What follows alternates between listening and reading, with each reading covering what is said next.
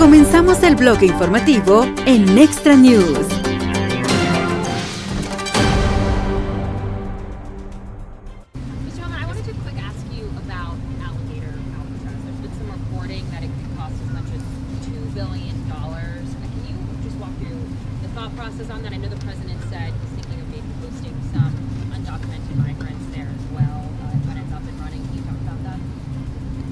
Look, we just passed a big, beautiful bill. We need more beds. Governor DeSantis came up with some beds pretty quickly.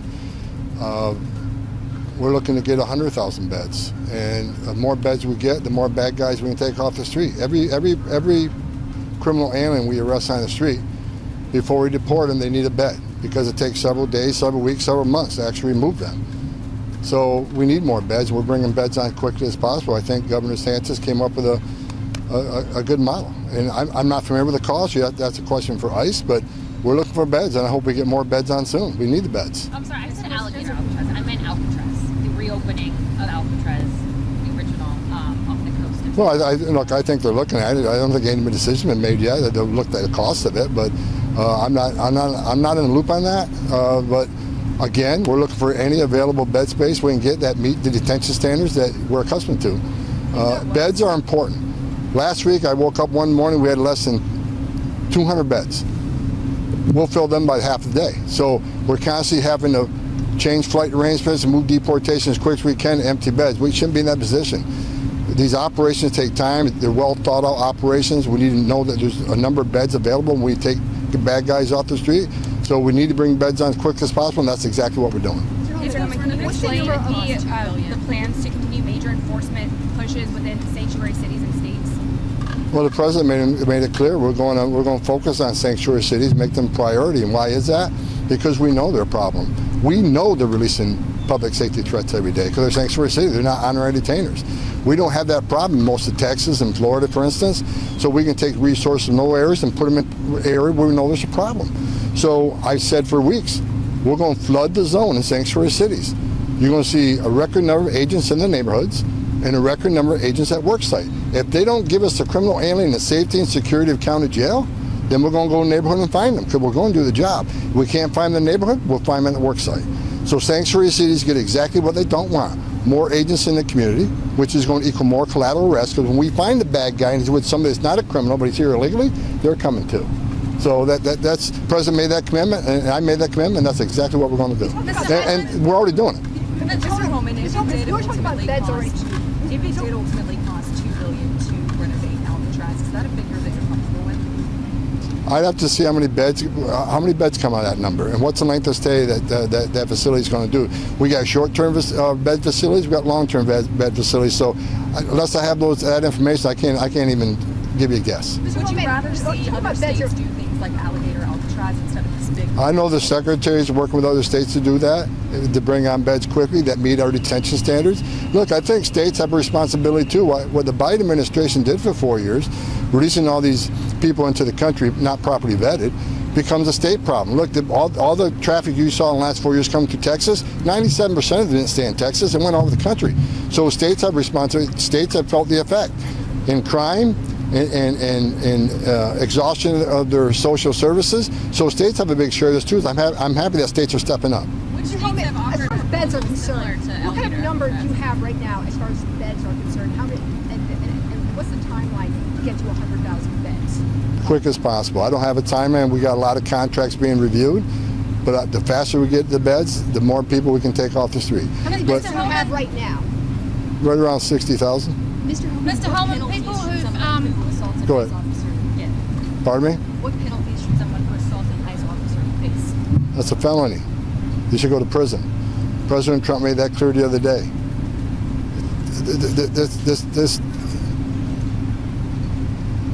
This ridiculousness is over. You put a hand on an ICE officer, you're going to prison. You impede an ICE officer, you're going to be prosecuted. When are you going to start? If you knowingly conceal an illegal alien, you're going to go to jail. If you throw a stone at an ICE vehicle or an officer, those days are over. They're going to get out of the car, they're going to arrest you.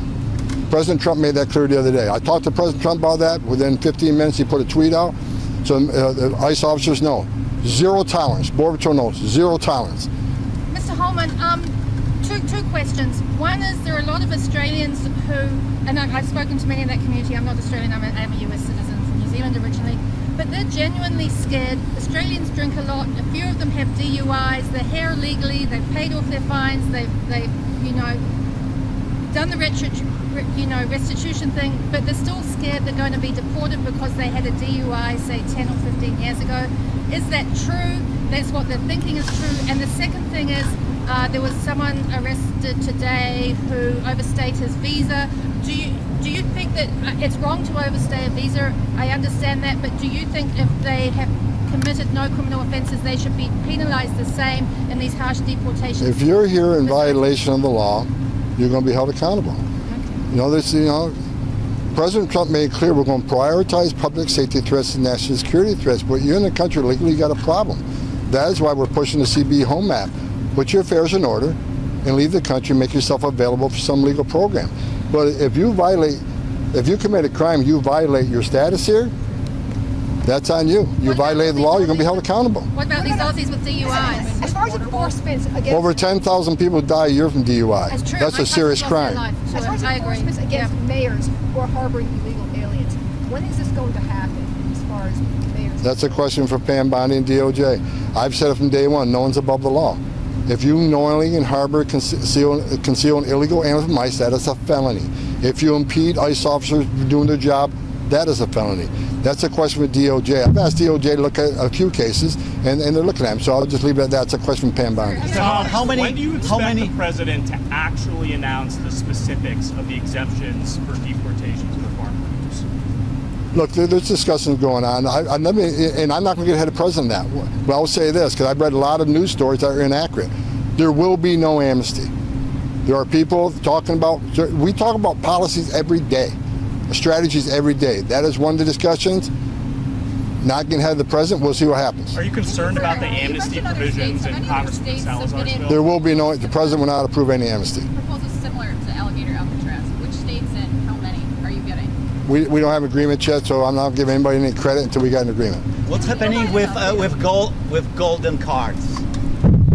President announced a few months ago. Out of my lane, I'm the border czar. Okay. Can you explain an update on border wall construction? Which regions are seeing that restart, and also how much border wall and how quickly is this moving? Any updates that you have on that? No, I know CBP. I talked to CBP this morning. They have a plan. They got a prioritization where they're putting border barriers up based on where they see the biggest need.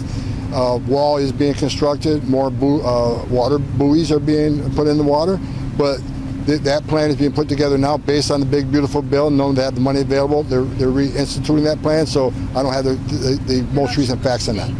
Specifically, that funding is going to where you're tracking border No, wall. no. Can you rate third country agreements? Which countries reach these deals with? We have a conversation with a lot of countries, but until we get an agreement, I'm not going to comment who they Do are. you send more to South Sudan and Eswatini? Thank you, sir. Muy pronto, vuelve a escuchar las noticias más relevantes en este canal de noticias.